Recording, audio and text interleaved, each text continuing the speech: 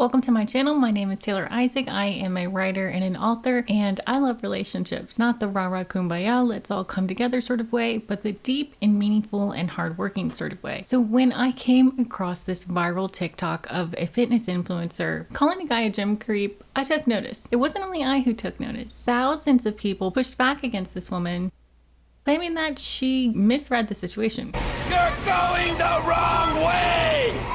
That she got it wrong. In this video, we're going to be exploring a reaction from a fellow fitness influencer by the name of Joey Swole. He responded to her TikTok, giving his own perspective on the matter. And I think in it, he was able to achieve something really quite astonishing. And a few days after this, the woman issued an apology. We're going to be looking at parts of her TikTok, his response, and then the subsequent apology letter. I think by being able to look at the patterns between these different things, we're able to pull out some serious nuggets. Then we're going to be turning our attention to this tweet I saw recently about public shame. This guy says, bring back shaming. It helps create a healthy society. Now you might think we have too much shame. Turn down the shame. We need less shame. But I want to dig into what shame really is and the difference between positive shame and something like destructive cancel culture. If you like anthropology, stick around to the end because we're going to be digging into and really highlighting the work of a man called William Ury, who is a world-renowned mediator, the co-founder of the Harvard School of Negotiation, and an anthropologist who has spent time studying ancient cultures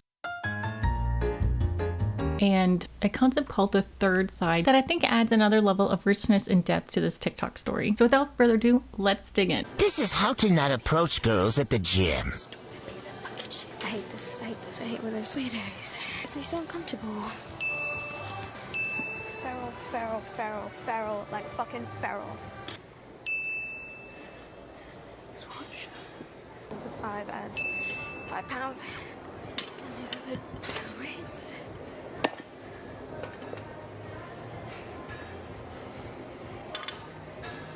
Excuse me? You don't have to do that. It's okay. No, it's okay. I got it. Thank you, though. See what I mean? All right, here we go. I just want to share my perspective on this video. If you guys want to watch the full thing, you can go over to her page. First and foremost, as I've said before, there is a big difference between staring at somebody and simply looking or glancing at them. So why did this man look at you? Well, you're in front of him off to the side, you're in his peripheral. You're also taking a video with your camera pointed directly at him and you're talking to yourself. He's probably watching you wondering, what is she doing? I know I would. Also, you talk about, why would this man come over and help me load my plates? Well, if you watch the video, he sees that you struggle putting plates on the other side. Now, any experienced lifter out there knows when you have a barbell on the ground, if you're doing hip thrusts, if you're doing deadlifts, it's very difficult to put plates on.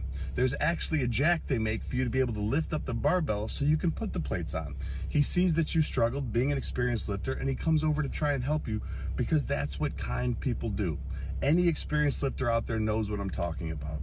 And I saw the comment where you guys talk about this was a man trying to help out a woman because a man would never help a man. That's not true. This is not misogynist.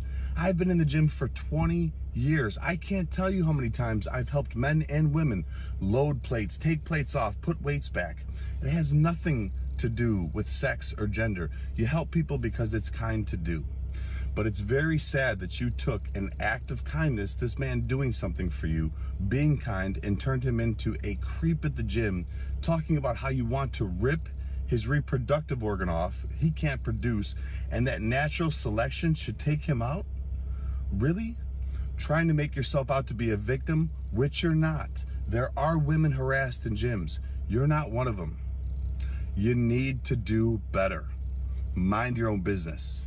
Okay, so after the woman posted this video online, there were naturally lots of comments. At first, she was really defending her position, as Joey sort of pointed out with some of her comments. But then a few days later, she issued an apology. And not only did she issue an apology, but she attributed Joey Swole and his community specifically with giving her a wake-up call. So what did Joey do that led to this sort of eye-opening moment for her? I really think he was able to do 5 things in particular. The first thing that he does is that he speaks to her directly. So he's not creating a reaction video to her video, rather he's sharing his perspective and talking directly to her. So in a way, he's kind of taking on this role of a teacher and a coach. He's helping her to learn more, and he's also holding her accountable, but in a compassionate way, right? He's not demeaning her, diminishing her, or belittling her, but he is holding her accountable. The second thing is that I believe he is able to sort of diffuse the stories and that negative polarization by using ration and balance. So what do I mean by this? By explaining why that behavior from a man is normal, he is able to take some of that charge and that sting out of it, to move the situation out of simply the stories in her head and bring it back down to reality, to help her to see a larger context. It's funny because the ego is really a master at 6 things: deflect, project, defend, excuse, justify, and control. So if you want to reach someone, if you actually care about helping someone to be better or to learn or to grow, oftentimes you come up against these defenses. Attacking them head on or trying to get someone to submit to you or take the L or feel guilty is really never going to bring about the results that you want, because that's only encouraging the ego to defend itself. But by applying things like reason, ration, balance, and helping this person to understand the larger context so that they can see themselves and they can come into their own understanding, your argument or your take is much more compelling, simply because it becomes mutually beneficial rather than one person trying to dominate the other. Another thing is that he talked about it being sad. It's sad that she couldn't see the kindness. It's sad that she misinterpreted a kind action as one with ill intent. And it is sad. It's a different kind of poverty. It's spiritual poverty. Someone could do the kindest gesture, but if you can't see it, that's sad. You're missing out on so many opportunities, so many connections, so many recognitions about the goodness and kindness around you, because you have this worldview of men, of life, of people in general. Everybody's an idiot except for me. And because of that, it's like blinders, right? And this is why people talk about limited beliefs in programming, because those things literally affect how you're able to perceive. By saying that it was sad, he was speaking compassionately to a lack within her. And if you're someone who's striving and who's motivated to become more, someone else sort of pointing out this lack is a good thing, because it makes you want to strive more, right? You're like, oh my gosh, I can't see kindness. I want to see kindness. I want to be kind. I want to be a good person. So it's almost like an invitation to become more. The third thing that he did is that he didn't really take a side. He could have easily gotten on this guy's side and totally bashed this woman. He could have easily turned this into men versus women. He could have gone on about influencers and fitness stuff and whatever, but he didn't. It's interesting because he wasn't even for or against this woman. He was for the truth. The fourth thing he brought to the table is that he's a worthy opponent. He has 20 years in the gym. He is in the fitness community. He is the CEO of Gym Positivity. He kind of knows what he's talking about. He's not just some random person commenting. He's someone who really has the wisdom and the experience to back up his perspective. And because of that, I believe that it made her a little more receptive to hearing what he had to say. But not only do I think that he was a worthy opponent, meaning that he really was in the position to offer this sort of feedback, but he was a positive opponent, meaning that he was able to push against her positively. Why is this important? If we want to grow, if we want to achieve our next level of performance, we need challenges. We need opposition. We need people who care about us enough to tell us the truth. Fears, let's talk about it. Fears. By providing this, he was able to present her with this opposition that allowed her to have this self-awareness. If you're not opposed, you can do something wrong your entire life but never know. You know because you come up against reality. You know because you come up against opposition. And therefore, by choosing to go against her, he was actually giving her an amazing gift. And that gift is the gift of self-awareness. But it can only really come from a worthy opponent, meaning someone who's bringing more to the table, bringing a level of truth, a level of reality for them to come up against, to learn from. And by having that self-awareness, she is now able to experience this sort of gap between who she's being and who she wants to be. And this is really the heart of shame that we'll get into later. And the fifth and final thing that I think he really brought to this situation is that he was kind of representing the fitness community at large. The woman in this video did not feel accountable to that man. She didn't feel accountable to what might happen to him post her video. However, Joey, from his actions, situations, it seems that he feels accountable to the fitness community in general. He is taking it upon himself that he is duty bound to helping create a more positive experience for people in the gym. He is an influencer in the best description. So by taking this role in this position of being accountable in relationship to other fitness people, he was becoming this sort of culture warrior. So what do I mean by that? Meaning he was kind of saying this is what we tolerate and don't tolerate in positive gym culture. So if you want to be associated with positive gym culture, if you're someone who wants to have a positive influence in the fitness community, this isn't how to do it. So he was kind of setting these boundaries and these lines that other people could learn from. And although this experience was probably so deeply challenging, it's in these situations that you merit becoming a person of influence. When you're having to look at these uncomfortable things, when you're having to transform, when you're having to grow, so that you can take that with you in your next sort of iteration to not only help yourself, but help others around you. Now let's turn our attention to shame. Hello, darkness, my old friend. I've come to talk with you again. Is shame ever good?